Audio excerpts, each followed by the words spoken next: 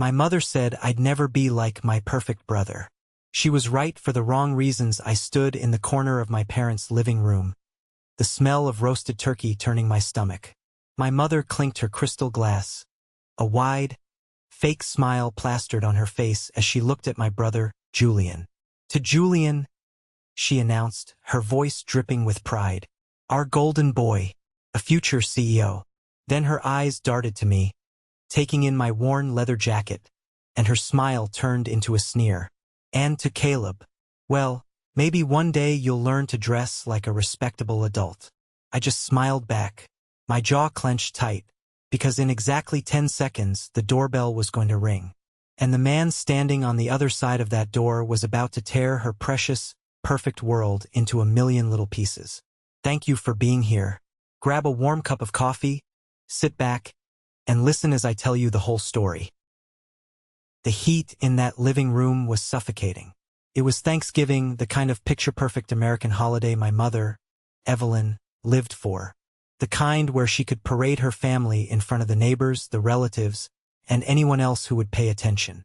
The dining table was set with her best china, the silver polished so bright it hurt your eyes, and the centerpiece was a massive, golden-brown turkey that looked like it belonged in a magazine. But beneath the smell of rosemary and roasted meat, there was something else in the air, something rotten. I stood leaning against the archway leading into the kitchen, keeping my distance.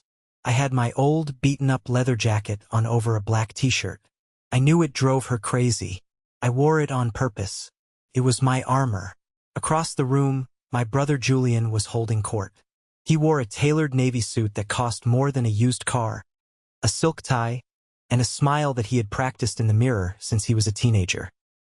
He was holding a glass of expensive wine, laughing loudly at a joke our Uncle Matthew had just told. My mother tapped her spoon against her crystal glass.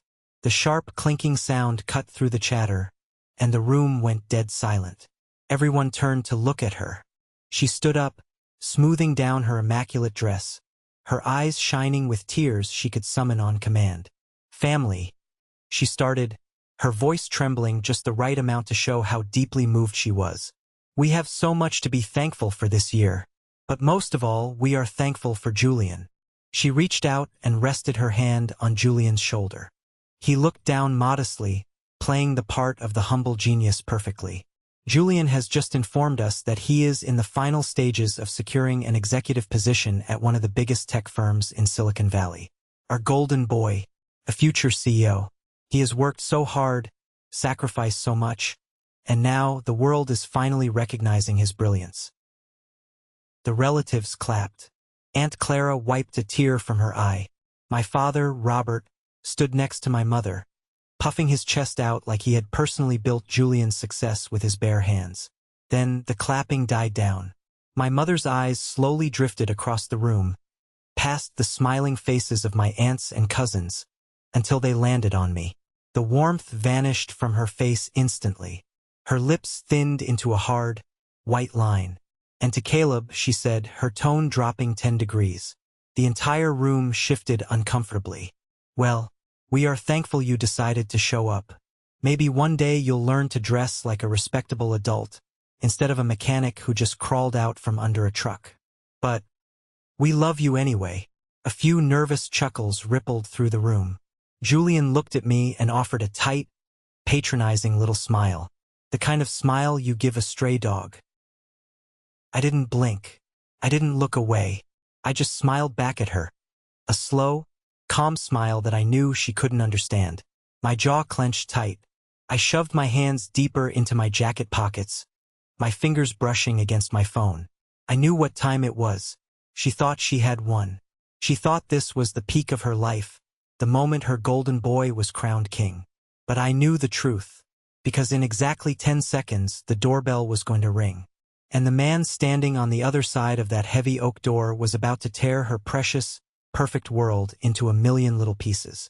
To understand how we got to this explosive moment, I have to take you back. I have to tell you how the golden boy was built, and how I was buried alive to make him shine. Growing up in our house meant living in two completely different realities. If you looked at the family photos lining the hallway, you'd see 4 smiling faces. But behind closed doors, a thick, invisible line split our home right down the middle. On one side was Julian. On the other side was me. I was 2 years older, but from the moment Julian could walk and talk, he was the center of gravity. My mother treated him like royalty. His bedroom was at the front of the house, facing the street. It was bright, huge, and painted a cheerful sky blue. The walls were lined with shelves displaying his Little League trophies, his perfectly arranged books, and framed certificates for participation. Everything about his space screamed success and potential. My room was at the back of the house, right next to the laundry room. It was dark, cramped, and usually smelled like detergent. But I didn't care. I loved my room because it was my sanctuary. While Julian was out on the manicured lawns of the country club learning to play golf, I was in my room with a soldering iron, breathing in the smell of hot metal and flux. I was obsessed with how things worked. I took apart old radios, broken televisions, and discarded computers I found in the neighborhood trash. I wanted to understand the logic behind the screens, the hidden language of the circuit boards. I remember one specific Tuesday afternoon. I was 14. I had spent 3 months mowing lawns and pulling weeds for the neighbors in the blazing summer heat. Every single dollar I earned went into a coffee can hidden under my bed. I was saving up for a specific high-end motherboard to build my first real computer. When I finally bought it, I felt like I was holding a brick of solid gold. I left it on my desk, carefully resting on its anti-static bag, while I went to the kitchen to grab a glass of water. When I came back to my room, the motherboard was gone. Panic seized my chest. I searched under the desk, in my closet, everywhere. Then I heard the heavy thud of the outside trash can lid slamming shut. I ran to the backyard. My mother was standing by the garbage bins, wiping her hands on a towel. "Mom, where is it?" I asked, my voice cracking.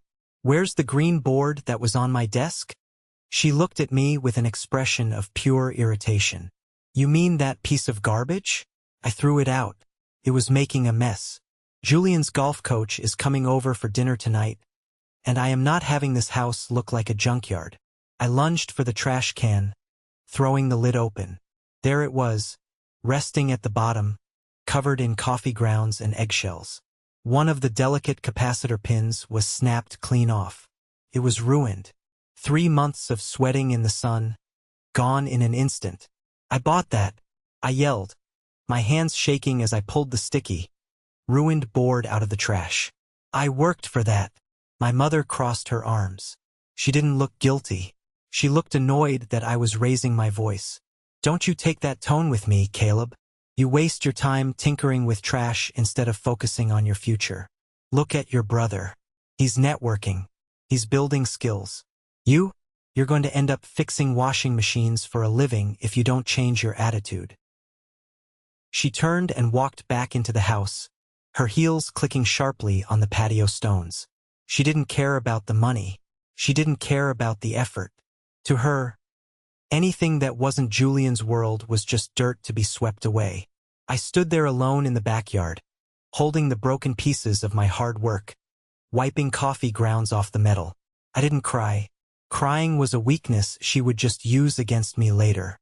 Instead, a cold, hard knot formed in my stomach. That was the day I realized that in this house, I would never be enough.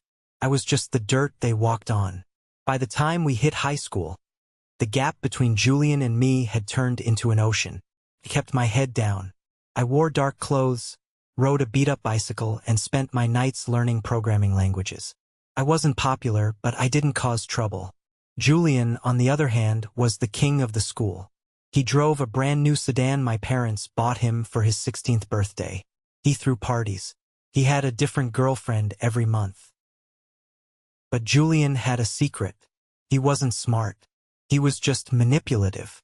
He spent so much time maintaining his social image that he rarely opened a book. I found out how he was surviving academically during my senior year. I was sitting in the library, hidden behind a row of bookshelves, when I heard Julian's voice. He was talking to a kid named Thomas, the quiet valedictorian of our class.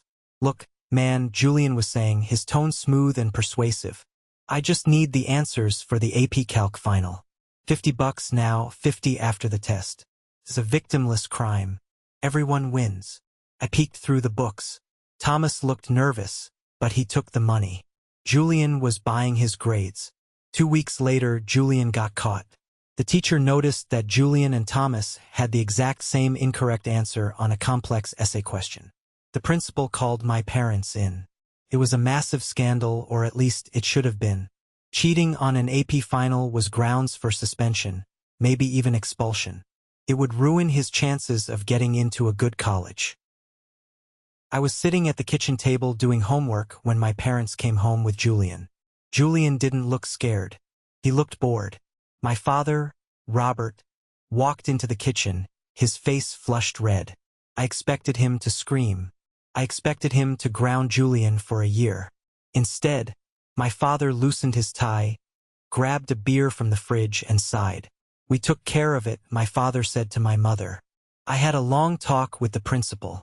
Made a very generous donation to the school's new athletic facility. They're going to let Julian retake a different version of the test. No permanent record. I dropped my pencil. I couldn't believe what I was hearing. "You paid them off?" I asked, staring at my father. "He cheated, and you bought his way out?" My father slowly turned his head to look at me. His eyes were cold, calculating. He wasn't the raging tyrant my mother was. He was the quiet mastermind. The man who pulled the strings in the shadows to keep the family image flawless. "You don't understand how the world works, Caleb," my father said, his voice dangerously low. "Family protects family. Julian made a mistake, but he is going to represent this family one day. He needs a clean record. You need to learn how to support your brother, instead of constantly trying to tear him down out of jealousy." Jealousy. They thought I was jealous of a fraud. But the real breaking point came 3 months later. It was pouring rain. Julian had taken my father's prized vintage Mustang out for a joyride without permission to impress a girl. He came back at 2 a.m., reeking of cheap beer, and slammed the front bumper right into the brick mailbox at the end of the driveway. A massive, ugly dent right in the chrome. Julian ran inside, panicked. He woke my father up. I stood at the top of the stairs, watching the whole thing unfold. My father looked at the car, then looked at Julian. Then, he looked up at me standing on the landing. "Caleb," my father said, pointing a finger at me. "Get down here." I walked down the stairs. My father pulled me into the garage, away from Julian. "Listen to me," my father whispered harshly, gripping my arm so tight it bruised. "Julian has college applications going out next week. A police report for reckless driving and underage drinking will destroy his future. I'm going to call the insurance company tomorrow. You are going to tell them you took the car to get late-night fast food because you were hungry. You hit a patch of wet leaves." "What?" I gasped, pulling my arm away. "No, I didn't do it. He did. He's drunk right now. I am not asking you, Caleb," my father hissed, his face inches from mine. "You don't have the grades he has. You don't have the future he has. You take this hit for the family. Do you understand me?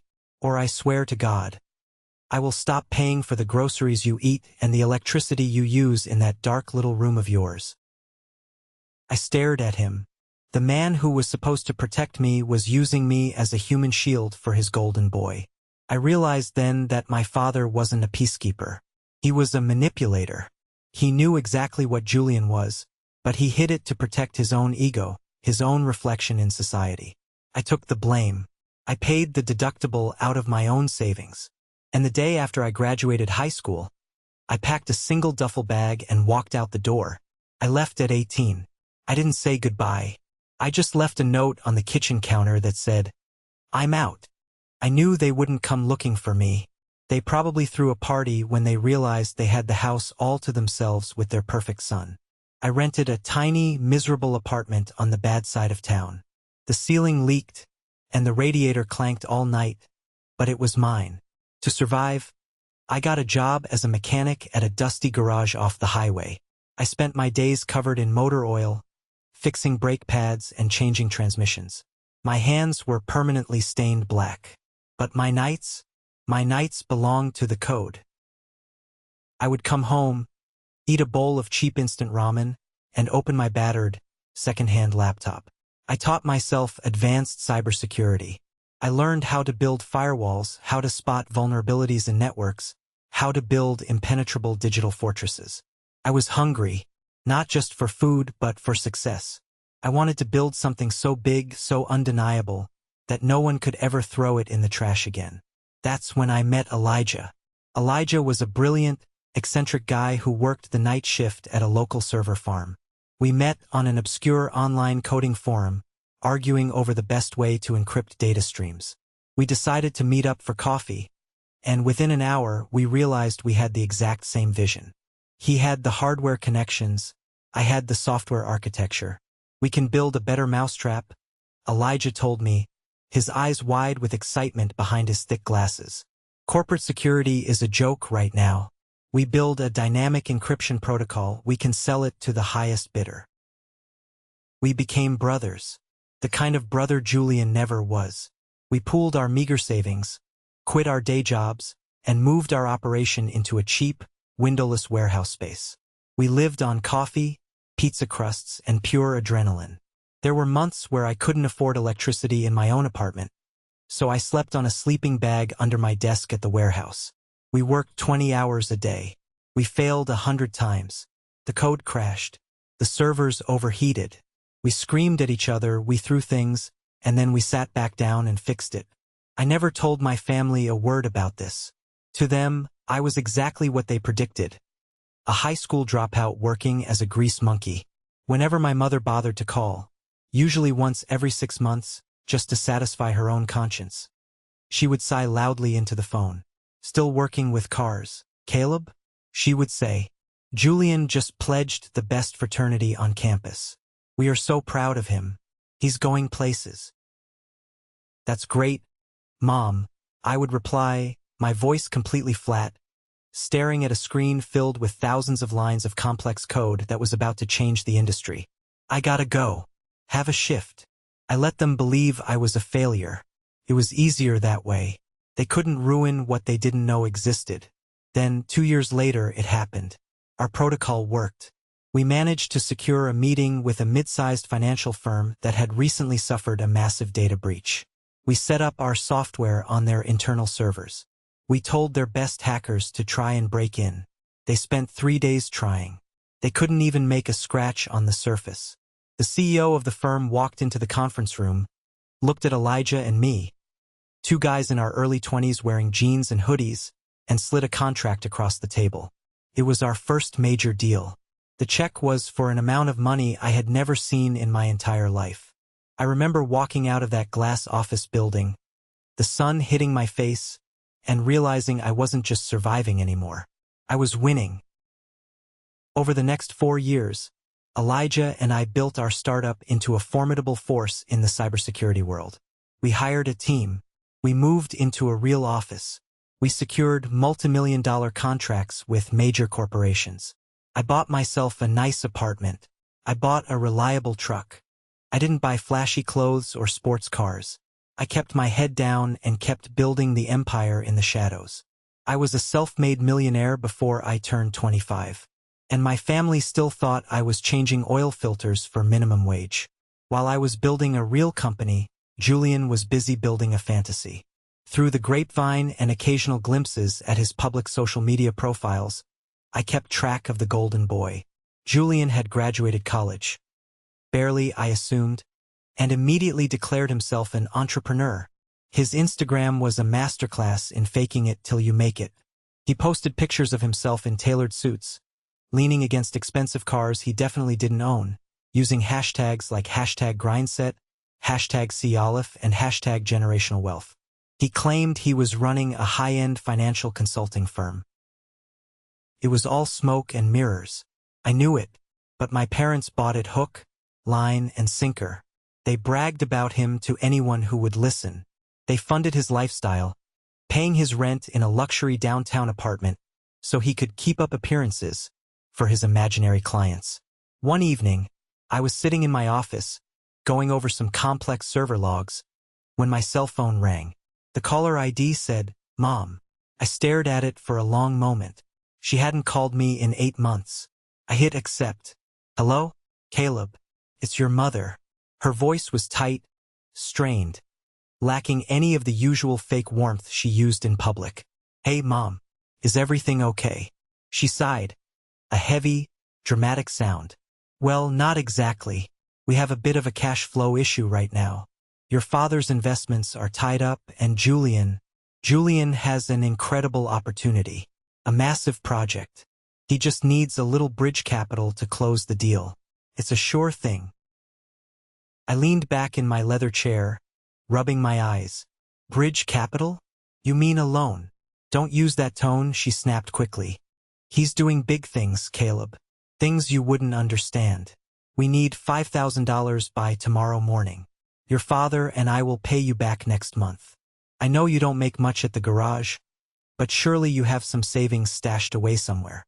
You don't have a family to support, you don't have a mortgage. I almost laughed. I had $5,000 sitting in my checking account just for casual expenses.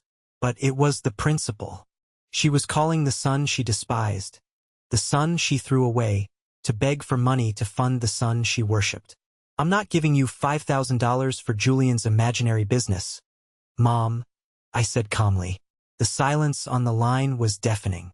Then, the explosion. Excuse me? She hissed, her voice dripping with venom. Your own brother is on the verge of a massive breakthrough, and you won't help him? After everything we did for you? We put a roof over your head. We fed you. You threw me to the wolves every chance you got. I replied, my voice never rising above a steady hum. Julian is a fraud. He's draining you dry, and you're too blind to see it.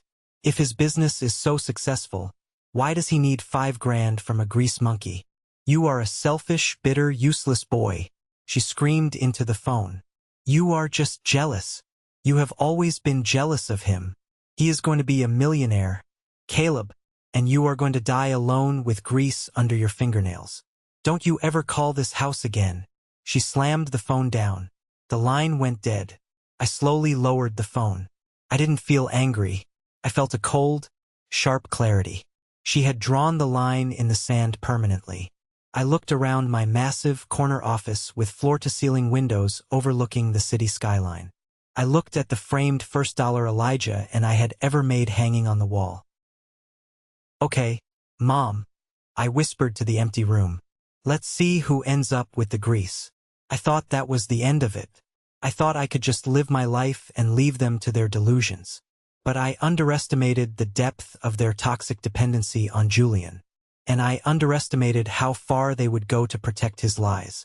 The storm was coming, and it was going to hit me where I was most vulnerable. It wasn't about the money anymore. It was about to become personal. Very, very personal. 6 months after that phone call, the family summoned me again. It was my mother's 60th birthday. Usually, I would have ignored the invitation, but my Aunt Clara had called me privately and begged me to come. She's getting older, Caleb, Clara had pleaded.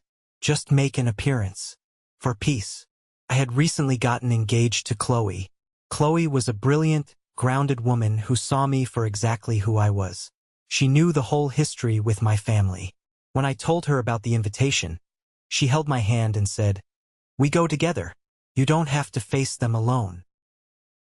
I decided I was going to try. One last time.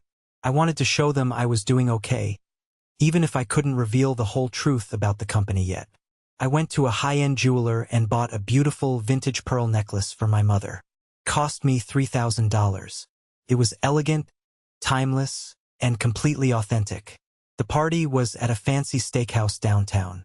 When Chloe and I walked into the private dining room, the temperature seemed to drop. I was wearing a clean, dark button-down shirt and nice jeans. I looked presentable, but next to Julian, who was wearing a flashy velvet blazer, I looked like the hired help. "Caleb," my father said, giving me a stiff nod. He barely looked at Chloe when I introduced her. We sat at the far end of the long table. When it was time for gifts, my mother sat at the head of the table like a queen receiving tribute. I handed her my small velvet box first. She opened it, looked at the pearls, and her face remained completely blank. "Oh," she said, her tone flat. "Pearls. How traditional. Must have set you back a whole week's pay at the garage." "Thank you, Caleb." She snapped the box shut and shoved it to the side without even taking the necklace out. I felt Chloe's hand squeeze my knee under the table. I kept my mouth shut. Then Julian stood up. He produced a massive, gaudy shopping bag with a huge designer logo printed on it. He pulled out a bright red leather handbag with a giant, gold-plated buckle. It was loud, flashy, and completely tasteless. "For the best mother in the world," Julian announced smoothly. "From my first major consulting bonus." My mother gasped, clasping her hands over her mouth. "Julian, oh my goodness, this is a limited edition. This must have cost a fortune." She stood up and hugged him tightly, tears welling in her eyes. "You shouldn't have, but I love it. I absolutely love it. Look, everyone, look what my son bought me." She paraded the bag around the table. As she walked past me, I caught a glimpse of the stitching on the handle. It was uneven. The gold plating on the buckle was slightly chipped at the edge. It was a fake, a cheap knockoff. I knew it and Julian knew it, but my mother was blind with pride. Nathan, Julian's best friend since high school, was sitting across from me. He leaned over, a smug smirk on his face. He was wearing a suit too tight for his shoulders. "So, Caleb," Nathan said loudly, making sure the whole table could hear. "Still rotating tires for a living? Must be tough watching Julian close deals while you're scrubbing grease off your hands." The table went quiet. Everyone looked at me, waiting for my reaction. My mother looked at me with a warning glare, daring me to ruin her perfect moment. I looked at Nathan, then at Julian, who was sipping his champagne, looking incredibly pleased with himself. I thought about the $50 million buyout offer my company had just received from a major tech conglomerate. I thought about the pearls sitting in the closed box. "It's an honest living, Nathan," I said evenly, staring right into his eyes until his smirk faltered a little. "I sleep fine at night knowing exactly how I earned my money." Julian's eyes narrowed slightly. He didn't like that answer. But before he could say anything, my father stood up and demanded a toast. The tension broke, but the message was clear. I had walked right back into the trap. I was the designated loser in their narrative, and they were going to make sure I stayed in my place. But the real devastation, the knife in the back, wasn't going to come from a fake designer bag. It was going to come from the grave. A month after the birthday disaster, my grandfather passed away. He was my father's dad, a tough, silent man who lived up in the mountains. He was the only person in that family who ever treated me with a shred of respect. While my parents were busy grooming Julian, my grandfather would take me fishing. He taught me how to whittle wood, how to fix a broken carburetor on his old truck, how to be quiet and listen to the world. He owned a small, rustic cabin on a plot of land near a lake. It wasn't worth millions, but it was beautiful. It was the only place I ever felt truly safe as a kid. When he got sick, I was the one who drove up every weekend to chop wood for him and fix his leaky roof. Julian never visited. He said the cabin smelled like old people and dirt. After the funeral, the immediate family gathered in the dark, stuffy office of the family lawyer, Mr. David. My parents, Julian, Uncle Matthew, and I sat in heavy leather chairs. Uncle Matthew was my father's younger brother. He had always played the role of the jovial, fair-minded uncle. When my parents were screaming at me, Uncle Matthew would sometimes slip me a $20 bill and tell me to hang in there, kid. I trusted him. Mr. David cleared his throat and opened the thick manila folder containing the will. He read through the standard legal jargon, dividing the modest cash assets between my father and Uncle Matthew. And then he got to the property. Regarding the property located at Lakeview Ridge, commonly known as the cabin, the lawyer read, adjusting his glasses. "I leave this property in its entirety to my grandson, Caleb. He is the only one who knows how to take care of it, and the only one who appreciates the quiet." I let out a breath I didn't know I was holding. A lump formed in my throat. He remembered. He saw me. "What? My mother gasped, sitting up straight. That's impossible. That land has been in the family for decades. It should go to Robert and then to Julian. The will is quite clear, Evelyn, the lawyer said calmly. My father's face turned purple. He looked at Uncle Matthew. And that's when the real betrayal happened. Uncle Matthew didn't look at me. He stared down at his hands, his jovial face replaced by a hard, calculating mask. He cleared his throat. Actually, David, Uncle Matthew said smoothly, I believe we need to contest that specific clause.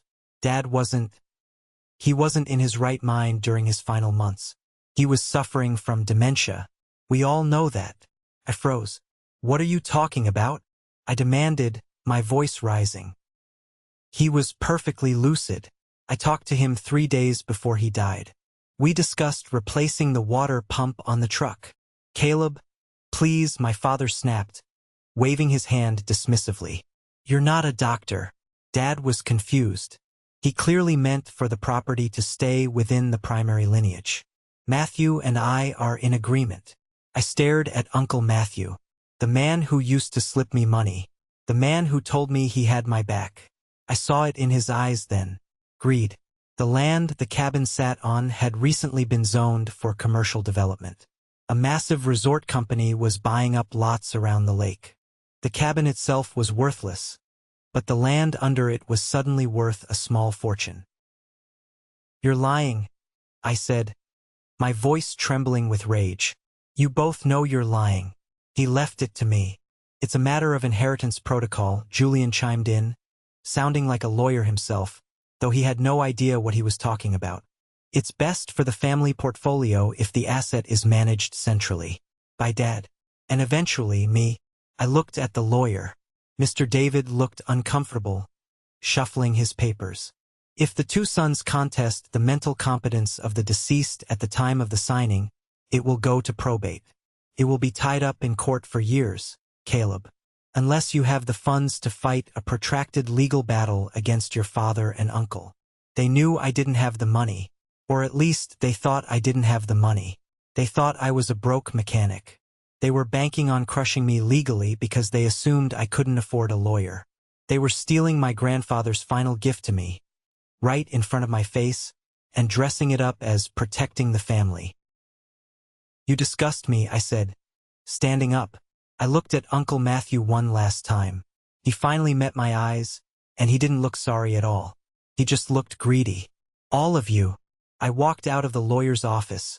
My fists clenched so tight my fingernails dug into my palms. The betrayal burned like acid in my veins. But it wasn't over. They didn't just want to steal the cabin. They wanted me to hand it over willingly, to humiliate me completely. 2 weeks later, the hammer fell. I was at my apartment, trying to figure out how to handle the probate situation without revealing my true financial status. When my phone rang, it was my father. He demanded I come to their house immediately. Family emergency, he said, his voice clipped and urgent. When I arrived, the atmosphere in the living room was thick with tension. My mother was pacing nervously. Julian was sitting on the couch, his head in his hands, looking completely disheveled. The tailored suits were gone. He was wearing sweatpants and looking pale. My father stood by the fireplace, holding a stack of legal documents. Sit down, my father ordered as soon as I walked in. I didn't sit. What's going on? My father sighed heavily, rubbing his temples. Julian has run into a slight cash flow problem with his firm. A temporary setback. But the creditors are being aggressive. Very aggressive. Julian looked up, his eyes red. They're threatening to file criminal charges, Caleb, for fraud. It was a misunderstanding with the client funds. But they won't listen. If I don't give them $300,000 by Friday, I'm going to jail. I stared at him. The golden boy, the fake CEO. The facade was finally cracking. So, I said coldly, what does that have to do with me? Go sell your fake Gucci bags. Don't you dare speak to him like that. My mother shrieked, rushing over to Julian and putting her arms around him defensively. Your brother is in trouble. Here is the solution, my father said, stepping forward and dropping the papers on the coffee table. The development company made an aggressive cash offer for the lake property yesterday, for $100,000. It's enough to pay off Julian's debt and keep him out of prison. I looked at the papers. The property is in probate because you contested the will. We will drop the contestation immediately, my father said smoothly. The property becomes yours legally today, and you will immediately sign this quitclaim deed, transferring the title to Julian so he can finalize the sale to the developers. The sheer audacity of it left me breathless. They wanted me to give up my grandfather's legacy to pay off Julian's criminal debts. No, I said instantly. Absolutely not. He made his mess. He can clean it up. Caleb, please. My mother cried, actual tears streaming down her face now. He's your brother. He's blood. If he goes to prison, his life is over. The family name is ruined. You have to do this. I don't have to do anything. I fired back, my anger finally boiling over. You spent my entire life treating me like garbage. You threw away my things, you made me take the blame for his drunk driving, you stole my inheritance, and now you want me to bail out this pathetic fraud? He lied to you. He's not a CEO. He's a criminal. Shut your mouth. My father roared. He crossed the room in 2 massive strides. Before I could react, he swung his arm. The back of his hand connected hard across my jaw. The crack echoed in the silent room. My head snapped to the side. I tasted copper in my mouth. The physical pain was sharp, but the emotional shock was staggering. He had never hit me before. Not like that. I slowly turned my head back to look at him.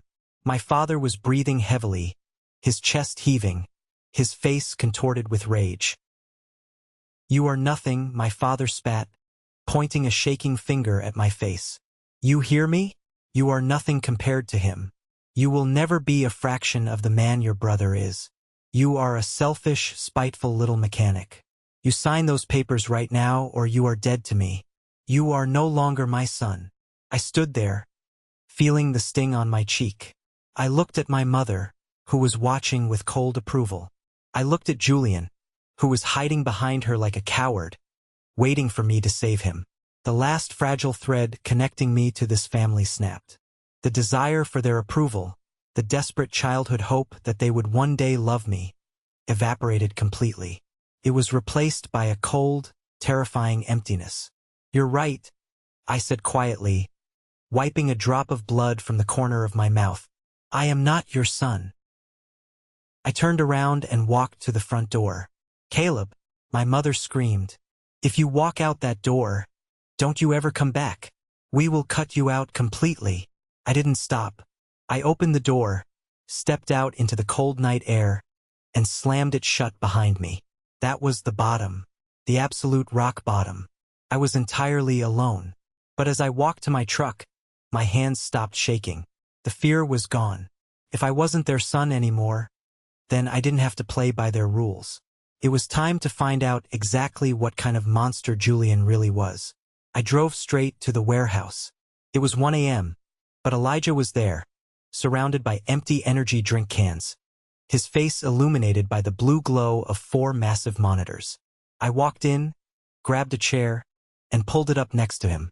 Elijah, I need a favor, a big one. He took one look at the bruising on my jaw and his fingers stopped typing. Who do I need to destroy? My brother, I said, my voice dead serious. Julian, I want to know everything. Every digital footprint, every financial record, every dirty little secret he's hiding behind that fake CEO title.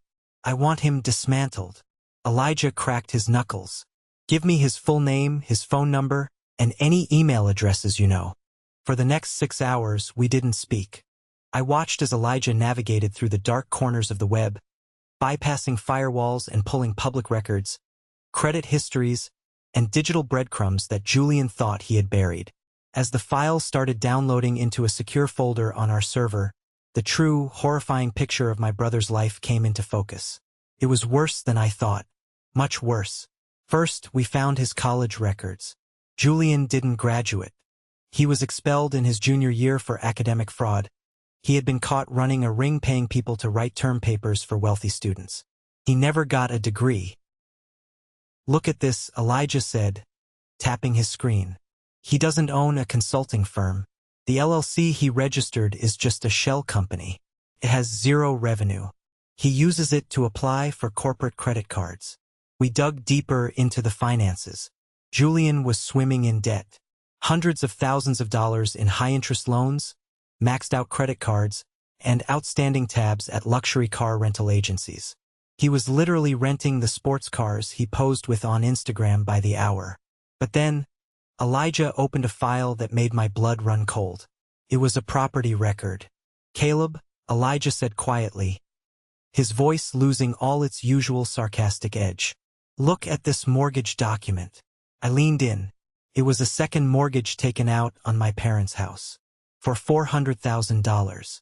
The exact amount of Julian's debt. I read the signatures. My father's signature was there. My mother's signature was there. But the notary stamp looked strange. "Run a check on that notary," I told Elijah. 2 minutes later, we had the answer. The notary was a fake. Julian had forged my parents' signatures to take out a massive loan against their house, the house they had lived in for 30 years. He stole the equity they had built over a lifetime to fund his fake millionaire lifestyle. And when the payments came due and the bank threatened to foreclose, he panicked. That's why they needed the cabin. They weren't just saving Julian from criminal charges. They were trying to save their own home, probably without even realizing Julian was the one who put it in jeopardy in the first place. Or maybe my father did know. Maybe he knew Julian forged the signatures and was still trying to cover it up by stealing my inheritance. "He's a parasite," Elijah whispered, staring at the screen. "He's literally eating your family alive." "And they let him," I replied, feeling a sickening mixture of disgust and pity. But we found one more thing. A series of recurring payments from Julian's personal checking account. Small amounts, $500 here, $800 there, sent to a woman named Sarah. Sarah was his current girlfriend, the one he brought to the family dinners, the quiet girl who always looked a little nervous. Elijah hacked into the metadata of some photos Julian had sent. We found text messages. Sarah was pregnant, and Julian was violently pressuring her to get an abortion because a baby would ruin his aesthetic, and he needed to keep up appearances to secure funding from a wealthy investor whose daughter he was secretly sleeping with on the side. I pushed back from the desk, feeling like I was going to throw up. The level of sociopathy was staggering. He wasn't just a fraud, he was a monster. He was destroying my parents, he was destroying this girl, and he had tried to destroy me to cover his tracks. I looked at the folder on the screen, labeled Julian_full_profile. It was a nuclear bomb. All I had to do was press the button. The next afternoon, the sky broke open. A massive thunderstorm rolled in, dumping sheets of freezing rain. I didn't care. I drove my truck up the winding mountain road, the tires slipping in the mud, until I reached Lakeview Ridge. Chloe was sitting in the passenger seat. She had insisted on coming. She held my hand tight as we pulled up to the cabin. The place looked miserable in the rain. The roof was sagging, the paint was peeling, and the old wooden porch looked ready to collapse. But the worst part was the bright, neon orange paper stapled to the front door. Notice of foreclosure. Property seized by county authorities for non-payment of taxes. I killed the engine and just stared through the windshield, the wipers fighting a losing battle against the downpour. Uncle Matthew and my father had tied the property up in probate, freezing the assets. Without me to pay the property taxes, which I used to do quietly every year, the county had moved in. By contesting the will, they hadn't just stolen it from me. They had lost it entirely. The developers would buy it at auction for pennies on the dollar. Grandpa's sanctuary was gone. I opened the door and stepped out into the freezing rain. I walked up to the porch, my boots sinking into the mud, and stood in front of that orange paper. The cold water ran down my neck, soaking my shirt. I placed my hand flat against the rough wood of the door. I could almost hear my grandfather's voice, rough and quiet, telling me how to sand down the edges of a birdhouse. I had spent my whole life trying to be the bigger person. I took the high road. I walked away. I built my own life in silence so I wouldn't disrupt their perfect narrative. And this is what the high road got me. My grandfather's memory desecrated, a bruised jaw, and a family that would gladly watch me drown if it meant keeping Julian dry. I felt a warm presence beside me. Chloe had stepped out of the truck and walked up onto the porch. She didn't have an umbrella. Her hair was instantly plastered to her face. She wrapped her arms around my waist and rested her head against my back. "I'm sorry, Caleb," she whispered over the sound of the rain. "I'm so sorry. They destroyed it," I said, my voice raspy. "Just like they destroy everything they touch." "You can let it go," Chloe said gently. "We have our own life. You don't need them. You don't need this place. We can build our own." I turned around and looked at her. She was beautiful, even shivering in the rain. She was my real family. She was right. I didn't need the cabin. I had millions of dollars in the bank. I could buy 100 cabins. But it wasn't about the cabin anymore. It was about justice. It was about stopping a parasite before he consumed everything. If I walked away now, Julian would keep lying, keep destroying lives, and my parents would keep enabling him until they were living on the street. I looked back at the orange notice. The sadness evaporated, replaced by a cold, burning resolve. The rock bottom had given me a solid foundation to stand on.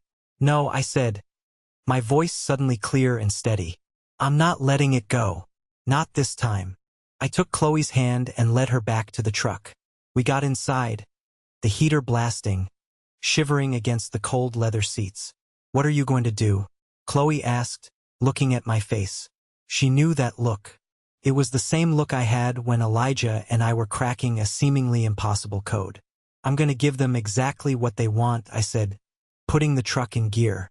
"I'm going to give them a family gathering, a celebration of Julian's brilliant future. I'm going to set a stage so bright, they won't be able to hide the shadows anymore." I pulled out my phone and dialed Elijah's number. He answered on the first ring. "Elijah," I said, "that buyout offer from Mr. Carter. Is it still on the table?" "Yeah," Elijah said, sounding surprised. "He called yesterday asking if we'd reconsidered." "Why?" "I thought you wanted to stay independent for another year." "Tell him we're ready to sell," I said, staring straight ahead at the muddy road. 50 million. But I have one non-negotiable condition for signing the contract. And he has to agree to it today. Mr. Carter was not a man who was used to being given conditions. He was a Silicon Valley titan, a billionaire who made his fortune by ruthlessly acquiring tech startups and integrating them into his massive conglomerate. He drove a custom black Porsche 911, wore bespoke suits that looked like armor, and had a gaze that could cut glass.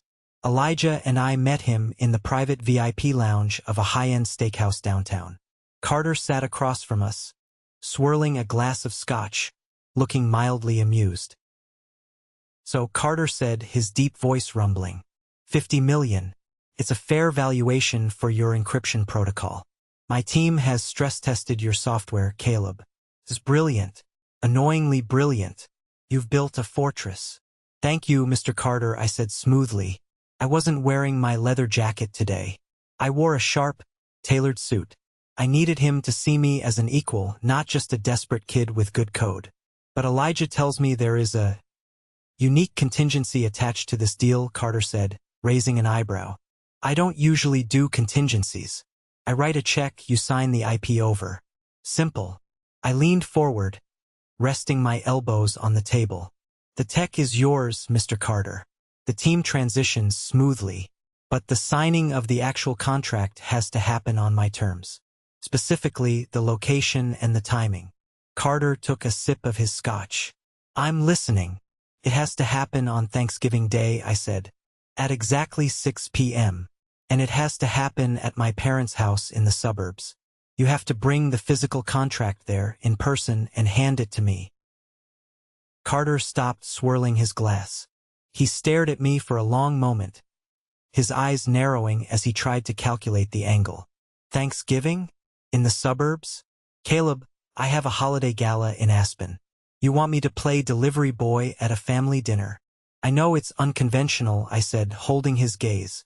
"But I've done my research on you, Mr. Carter. You built your empire from nothing. You know what it's like to be underestimated by people who think pedigree matters more than results. A flicker of recognition crossed Carter's face. He knew exactly what I was talking about. I am selling you my life's work, I continued.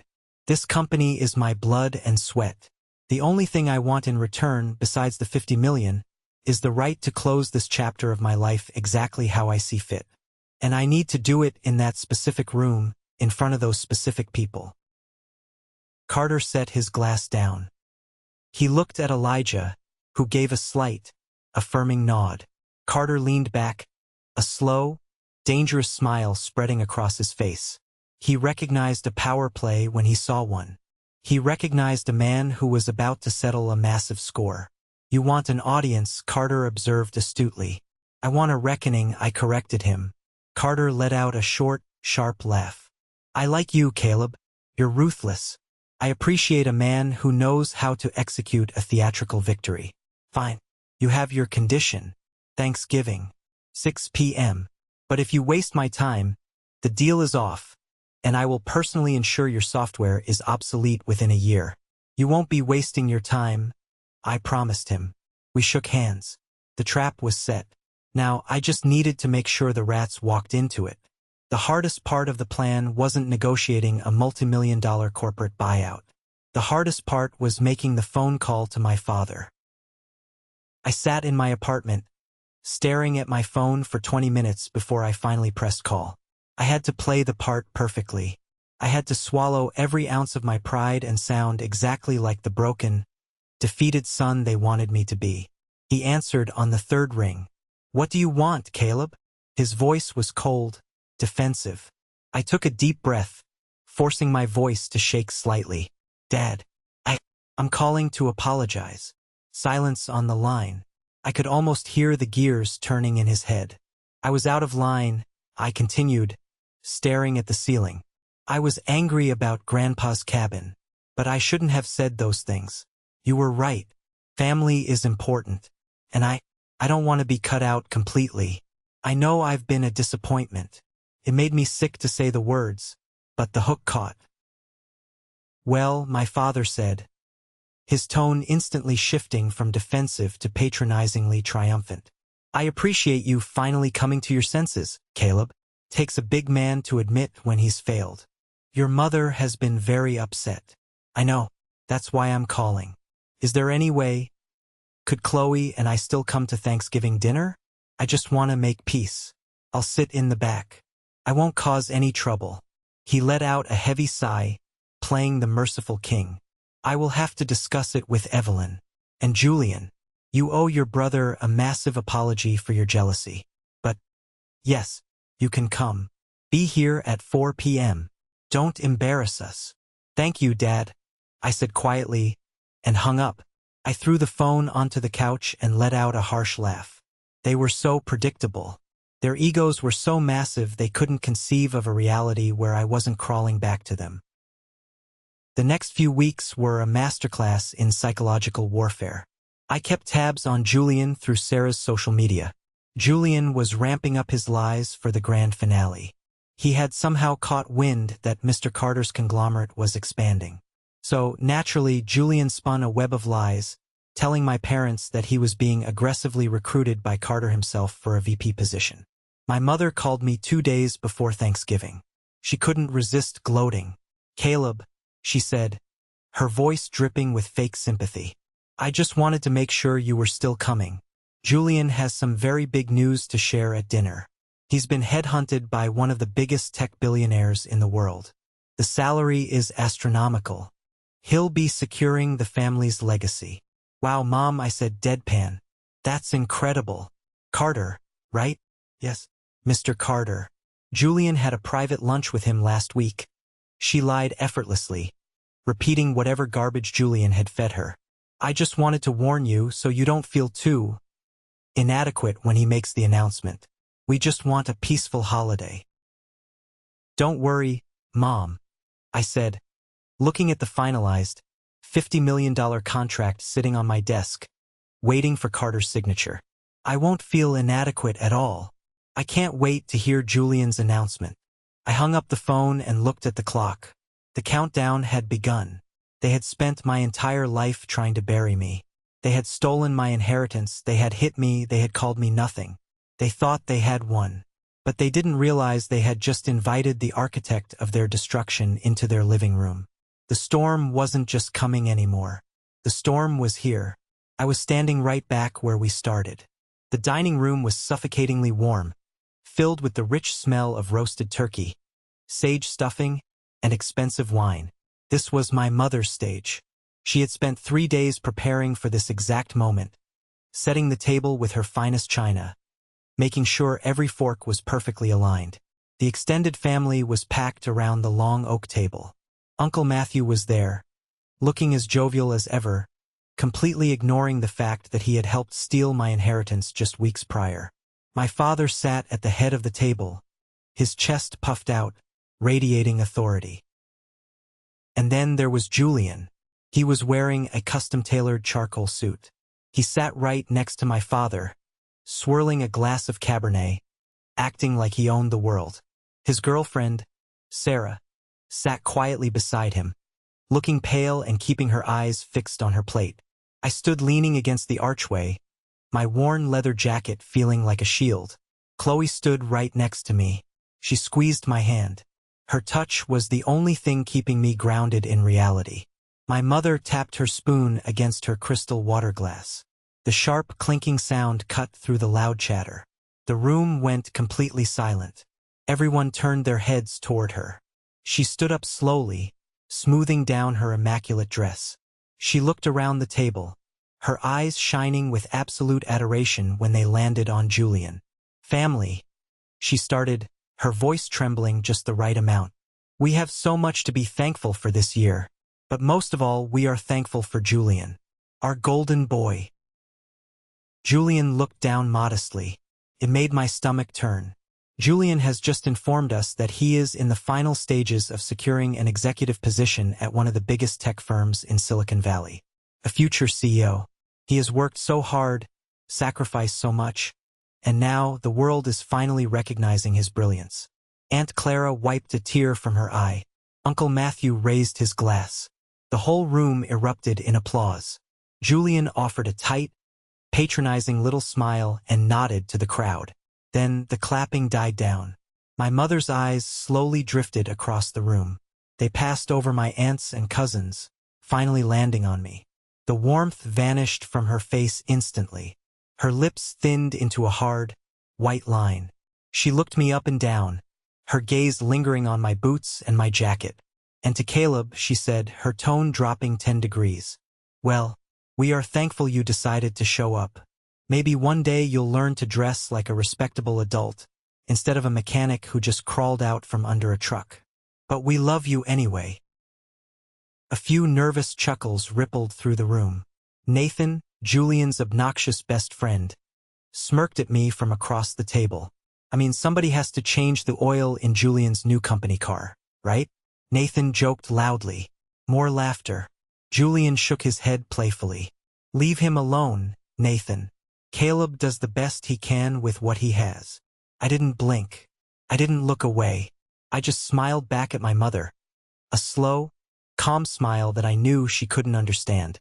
My jaw clenched tight. I shoved my hands deeper into my jacket pockets, my fingers brushing against my phone. Julian cleared his throat and stood up.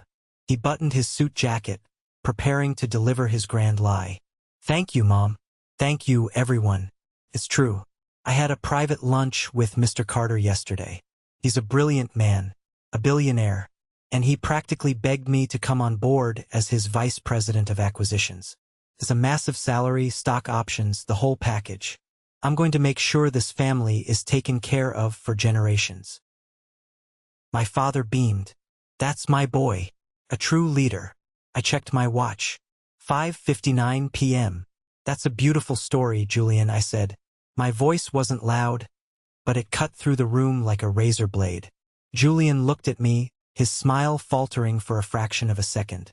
"Excuse me?" I said. "It's a beautiful story. The private lunch, the VP position, the stock options. Sounds like a movie." I took a step forward, leaving the archway and entering the dining room. But there's just one problem. My mother slammed her hand down on the table.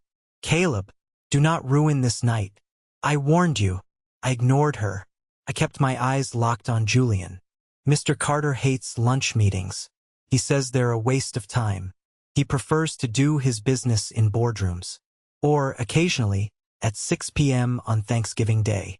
Julian frowned. What are you talking about?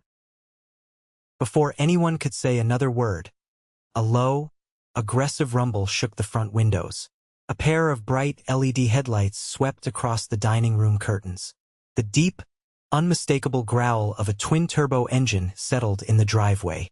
Everyone at the table froze. My mother looked toward the front door, her eyes wide. Who on earth is that? The doorbell rang. A sharp, heavy buzz. My mother scrambled out of her chair, smoothing her dress frantically. Julian, did you invite someone from the firm? Is it one of your new colleagues? Julian looked confused, but he quickly plastered his fake smile back on. It might be. I have a lot of high-profile contacts. My mother practically ran to the foyer. She threw open the heavy oak door.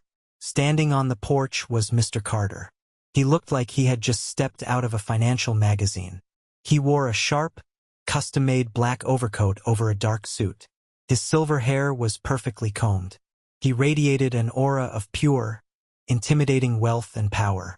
Two large men in dark suits stood behind him on the porch, his security detail. My mother gasped, putting her hands to her cheeks. She recognized his face immediately from the business news segments she watched obsessively. Mr. Carter, she breathed, practically bowing. Oh my goodness, what an absolute honor. Please come in. Come in.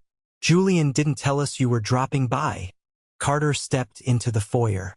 He didn't smile. He didn't take off his coat. His cold, calculating eyes swept over my mother, dismissing her instantly. He walked past her into the dining room. Julian leaped out of his chair, extending his hand, his face glowing with triumph. He thought Carter was actually there for him. He thought his lies had miraculously turned into reality. Mr. Carter, Julian beamed loudly. Welcome to our home. I was just telling my family about our incredible lunch. Carter stopped. He looked at Julian's extended hand. He didn't take it. He just stared at Julian like he was looking at a stain on the carpet. Who are you?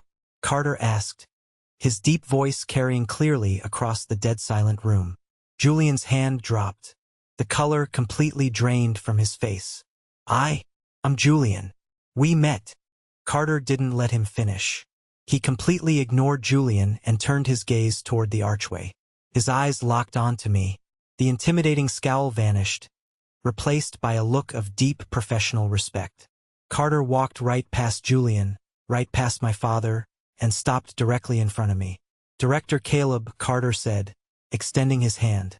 I took my hands out of my leather jacket and shook it firmly. Mr. Carter, thank you for making the drive. Carter reached into his coat pocket and pulled out a thick, leather-bound folder. He handed it to me, the $50 million acquisition contract, signed by my board. I brought the cashier's check for the first installment as well. Your encryption protocol is officially ours. Congratulations. Someone at the table dropped a wine glass. It shattered against the hardwood floor. My mother stumbled into the dining room, grabbing the back of a chair for support. Wait, what is happening? Caleb, why is Mr. Carter calling you a director? Why is he giving you a contract? I looked at my mother. Then I looked at Julian. He looked like he was about to faint. Julian didn't have lunch with Mr. Carter, I said, my voice steady and cold. Julian has never met Mr. Carter. My company, the cybersecurity firm I built from nothing with my partner over the last 6 years, just sold our proprietary software to Mr. Carter's conglomerate for $50 million. My father's jaw was practically on the floor. 50 million? You're a mechanic. I was a mechanic, I corrected him. Then I became a software engineer. Then I became a CEO. All while you thought I was scraping grease off the floor. Carter looked at Julian with an expression of pure disgust. I had my HR department run a check on this man after you mentioned his name, Caleb. He applied for a junior sales position at one of our subsidiary branches last month. His resume was entirely fabricated. We flagged him for fraud and rejected his application in the first round. Julian stumbled back, hitting the edge of the dining table. No, that's a mistake. I'm a consultant. I reached into the inside pocket of my jacket. I pulled out a manila envelope, the one Elijah had compiled. I tossed it onto the center of the dining table. It landed right next to the roasted turkey. You're not a consultant, Julian, I said. You're a con artist. And a really bad one. I looked at my father. He was staring at the envelope like it was a live grenade. Open it, Dad, I commanded. I had never spoken to him with that kind of authority before. He actually flinched. His shaking hands reached out and pulled the documents from the envelope. What is this? My father muttered, his eyes scanning the pages. That is Julian's real life, I told the room. He didn't graduate college. He was expelled for academic fraud. He doesn't own a business. He has $300,000 in maxed-out credit card debt and high-interest loans. My mother shook her head frantically. No, Caleb, you're lying. You forged this because you're jealous. Robert, don't look at that garbage. My father wasn't listening to her. His eyes were wide with horror. He flipped to the third page. His face turned an ashen gray. He looked up at Julian, his breathing suddenly ragged. Julian, my father choked out. What is this? It's fake, Dad, Julian stammered, sweating profusely. Caleb hates me. He faked it all. Turn to the fourth page, I said to my father. My father turned the page. He stared at it for a long, terrible moment. The paper started shaking in his hands. It's a second mortgage, I said, making sure my voice carried to every corner of the room. Taken out 6 months ago against this house. For $400,000. The exact amount of debt Julian needed to clear. My mother froze. A mortgage? Robert, what is he talking about? We own this house outright. My father looked at my mother, then slowly turned his gaze back to Julian. The signatures. Evelyn's signature. My signature. Julian. You forged our signatures. Julian backed away, his hands raised defensively. Dad, listen. I had an investment opportunity. It was a sure thing. I just needed liquid capital. I was going to pay it back before you ever noticed. But the market shifted, and the creditors. You stole our house? My mother shrieked. Her voice was unrecognizable. It was the sound of a woman watching her entire reality shatter into pieces. You put our home in foreclosure. That's why you wanted the cabin, I said, looking at my father and Uncle Matthew. You contested Grandpa's will so you could steal my inheritance to pay off the bank, so you wouldn't lose your own house to your golden boy's criminal fraud.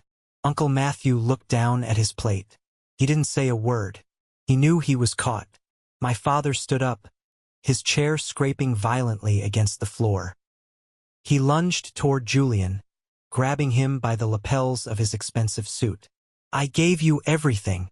I paid for everything. And you forged my name. Dad, stop. Please. Julian cried, trying to pry my father's hands off his jacket. It was Sarah's fault. She drains my money. She demands expensive things. I had to keep up appearances for her. That was the wrong thing to say. Sarah, who had been sitting frozen in her chair the entire time, suddenly stood up. Her chair tipped over backward and crashed onto the floor.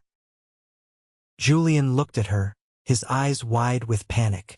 Sarah, tell them how much you spend. Sarah didn't look scared anymore. She looked furious. She walked around the table, stopping right in front of Julian. You spineless coward, Sarah said. Her voice was shaking, but it was incredibly strong. Julian tried to step back, but my father still had a grip on his jacket. I bought my own clothes, Sarah told the room, tears of pure rage streaming down her face. I paid for my own meals. I paid his rent for the last 3 months because he said his accounts were temporarily frozen. She turned and looked directly at my mother, who was sobbing into her hands. He took your money, Evelyn. But do you want to know what he wanted to do with mine? Sarah reached into her purse and pulled out a folded piece of paper. An ultrasound photo. She slammed it onto the table next to the mortgage documents. "I'm pregnant," Sarah said, her voice cracking. The room gasped. Sarah turned back to Julian, her eyes burning with hatred. "And for the last 2 weeks, he has been screaming at me, threatening me, trying to force me to get an abortion. He said a baby would ruin his aesthetic. He said he couldn't afford a kid right now." She let out a bitter, ugly laugh. "You know why? Because he's been sleeping with the daughter of a real estate developer behind my back, trying to secure a handout from her father. He wanted me out of the way." Julian's mouth hung open. He looked around the room, desperate for a lifeline. He looked at Nathan. Nathan stared at the ceiling, pretending he wasn't there. He looked at my mother. She was shaking her head, backing away from him like he was a monster. "Sarah, please," Julian begged. Sarah raised her hand and slapped him across the face. It was a vicious, open-handed strike that echoed like a gunshot. Julian stumbled sideways, holding his cheek. "We are done," Sarah said. "I am keeping the baby, and you are never coming near us." She grabbed her coat, walked past Mr. Carter, and walked out the front door. Carter looked at me. "I believe my business here is concluded, Caleb. The funds will clear on Monday. I'll have my legal team contact yours to finalize the transition." "Thank you, Mr. Carter," I said. Carter nodded, cast one last look of utter disdain at the ruins of my family, and walked out. The heavy door clicked shut behind him. The roar of the Porsche engine fired up, and then faded into the distance. The silence in the dining room was heavy and suffocating. The golden boy was completely exposed. The fake CEO, the perfect son, was a broke, cheating, fraudulent coward who was about to send his parents to the street. My father slowly let go of Julian's jacket. Julian collapsed into a chair, putting his head on the table and sobbing loudly. Nobody moved to comfort him, not even my mother. My father turned to me. His face was a mask of desperation. The arrogant, controlling patriarch I had known my entire life was gone. He looked old. He looked broken. He walked slowly toward me. He stopped a few feet away, his hands trembling. "Caleb," my father said. His voice was a pathetic whisper. "Caleb, please." I stood my ground, holding Chloe's hand. I didn't feel angry anymore. I didn't feel sad. I just felt completely empty. $50 million, my father said, tears finally spilling over his eyelids. "Son, you have $50 million. The bank is going to take this house in 30 days. We'll have nowhere to go. Julian is going to prison for forgery. Please, you have to help us. A few $100,000 is nothing to you now. Family protects family. You know that. You've always been the good son. Please, Caleb." He actually started to bend his knees. He was going to kneel. "Stop," I said sharply. He froze. He looked up at me, hope shining in his desperate eyes. "Don't do that," I told him, my voice completely flat. "Don't humiliate yourself, because it won't change anything." My father blinked. "What do you mean? You have the money. You can fix this." I agreed. "But I won't." My mother let out a loud wail from the corner of the room. "Caleb, how can you be so cruel? We are your parents." I looked at her. "You made your choice a long time ago. You chose the golden boy. You paid for his cheating.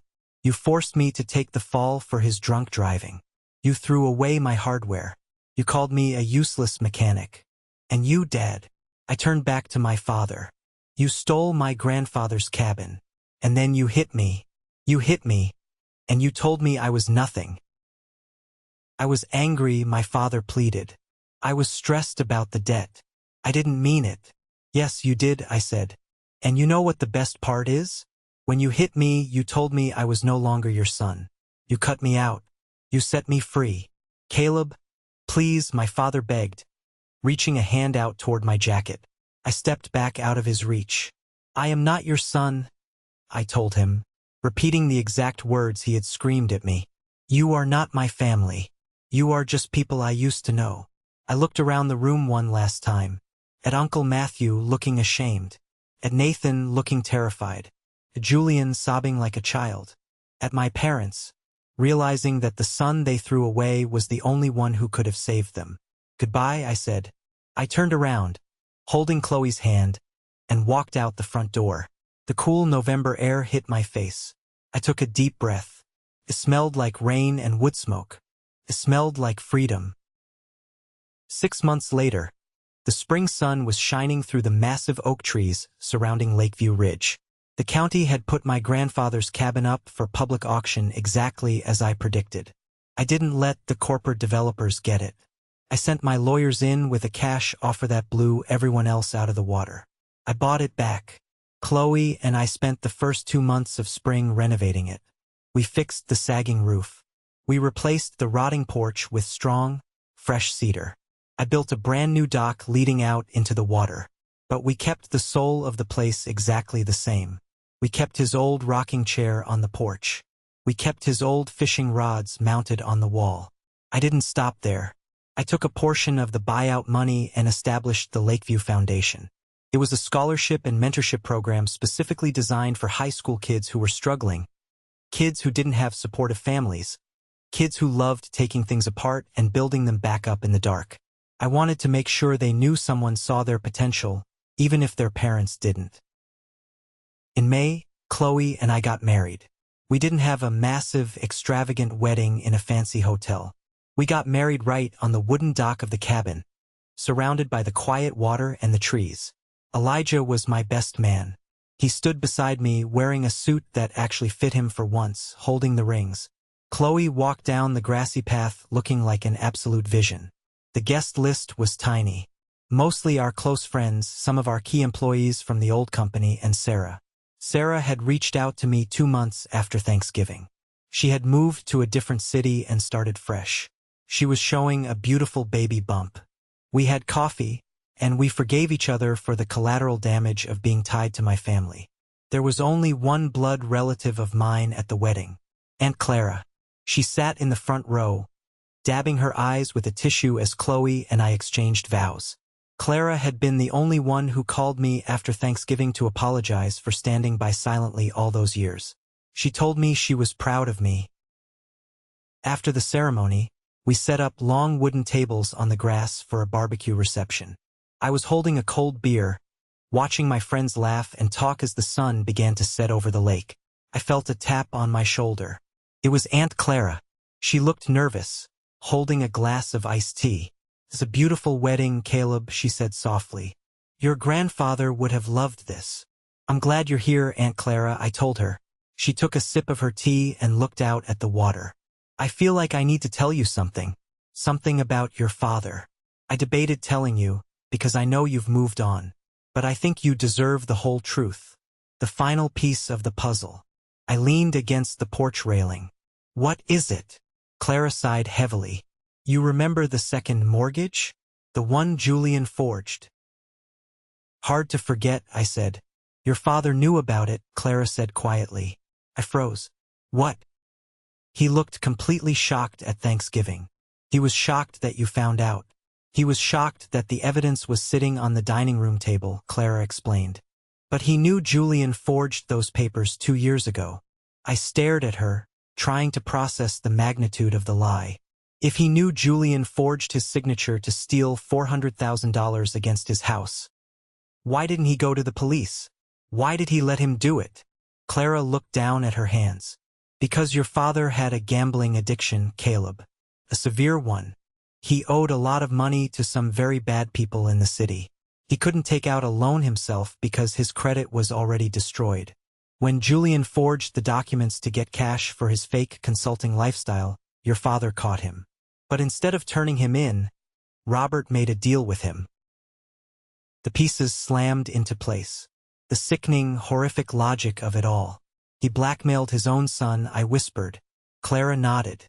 "He told Julian he wouldn't press charges for forgery, but only if Julian gave him half of the mortgage money to pay off his gambling debts. They were in it together. Julian spent his half on fancy cars and fake businesses. Robert spent his half at the poker tables. But when the bank came calling to collect the monthly payments, neither of them had the cash. So they panicked, I realized. And they decided to steal Grandpa's cabin from me to cover their tracks. Yes, Clara said. Your father manipulated everyone. He manipulated your mother into thinking Julian was just having a bad business quarter. He manipulated Matthew into contesting the will. He played the victim at Thanksgiving because he didn't want Evelyn to know he was the reason they were losing the house too. I stood there, feeling the evening breeze wash over me. The final layer of the illusion was gone. My father wasn't a peacekeeper. He wasn't even just a blind enabler. He was a co-conspirator. He had traded his family's security, his wife's home, and my inheritance, just to fund his own dark habits. What happened to them? I asked. I hadn't checked on them in 6 months. I hadn't cared to know. The bank foreclosed on the house in February, Clara said sadly. They were evicted. Evelyn finally found out everything. About the gambling. About the blackmail. She filed for divorce. She's living in a tiny, subsidized social housing apartment across town now. She works the register at a grocery store. And Dad? He moved into a motel, Clara said. I don't speak to him anymore. None of the family does. He burned every bridge. And the golden boy? Clara shook her head. Julian fled the state before the bank finalized the fraud investigation. Nobody knows where he is. There's a warrant out for him. Evelyn cries about him every day, still convinced that Sarah ruined his life. I looked out over the lake. The water was calm, reflecting the orange and purple hues of the sunset. I thought I would feel a sense of triumphant vindication hearing about their downfall. But I didn't. I didn't feel happy that my mother was working a cash register or that my father was in a motel. I just felt a profound, overwhelming sense of relief. Relief that I had walked away. Relief that I hadn't given them a dime. If I had bailed them out, they would have just kept lying, kept gambling, kept stealing. The rot was too deep. You can't save a burning house by throwing money into the fire.